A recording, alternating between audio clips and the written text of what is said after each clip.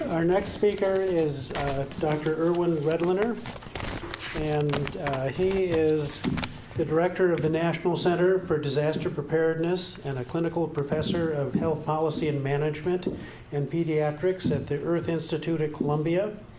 He's a recognized national leader in disaster preparedness and public health ramifications of terrorism and large-scale catastrophic events. He has a team that's developed major programs to enhance public health and health systems readiness with respect to disasters. He's written and spoken widely on response to Hurricane Katrina, U.S. readiness for pandemics, and the concerns of children as potential targets of terrorism.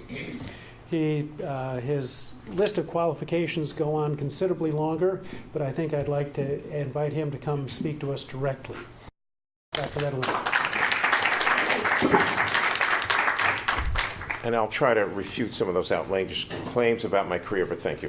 Thank you anyway. But, you know, I was thinking, listening to Paul, and having been involved in this issue in my own center for some time, that, you know, we're called the National Center for Disaster Preparedness, and maybe it should be the National Center to look at extraordinarily ill-prepared country for many, many disasters, including, and very prominently, this one.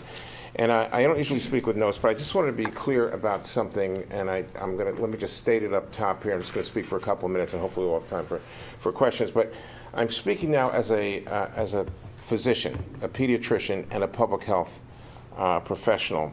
And I just want to state that the risk of this pipeline, which has been very explicitly described by Paul and others, far outweighs the possible benefits and pose an unacceptable level of vulnerability to the men, women, and children of this entire region, and well beyond this entire region.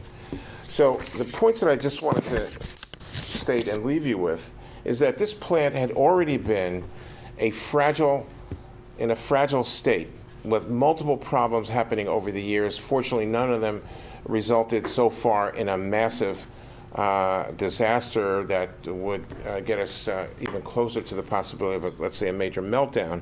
I think this is just a matter of time, and I truly believe that left uncontrolled, unmonitored, and unregulated, which is the current situation, will put our country at risk, and ground zero being right here in this region, including New York, and in ways that people, I don't think, have really actually thought about.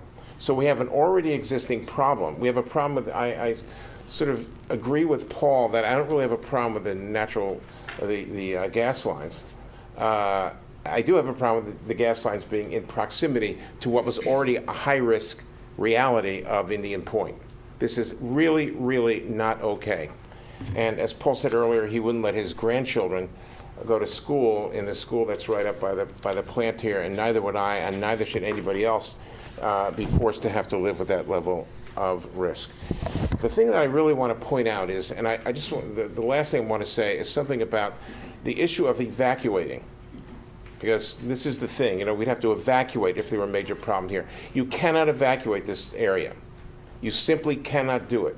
The roads will not accommodate it. There's no destination communities for people. And by the way, we're not talking about evacuating like you would from a flood or a hurricane, where you leave, you come back, you fix your house, and then you can remain back in that area. You are evacuated from a calamity that occurs here. You are evacuated permanently. You are displaced. And you are displaced in the hundreds of thousands, if not millions, from this community, which, like in Japan after Fukushima, communities that will not be re-inhabitable in your lifetimes or your children's lifetimes. And there's not a single destination community for evacuees in New York State, in the region, or in the country that can accommodate a flood of new residents. What has to happen? Because we're not just there to put you in a tent for a few days. You need a job. You need economic stability for you and your family. You need a school for your children. You need a healthcare system. You need the social and other governmental structures to accommodate large increases in populations. And I'm telling you, not a single community in America is prepared to accept large numbers of evacuees. Just think about that.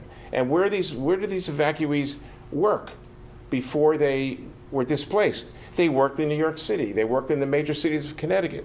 They worked and provided the workforce for the economic engine that drives this country and ultimately has an enormous impact on the world. No one has done even a minimal calculation of the economic impact on America with a massive destructive problem with this Indian Point power plant. So what's at stake here is so extraordinary that, and Paul was talking about, what are the chances of this happening?